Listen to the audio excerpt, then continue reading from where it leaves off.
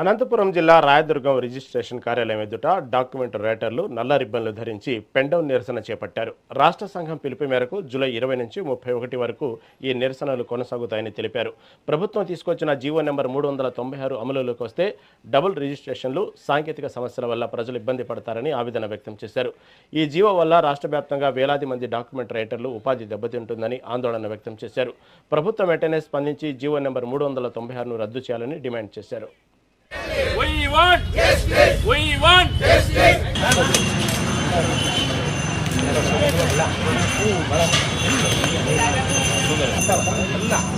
क्या काम क्या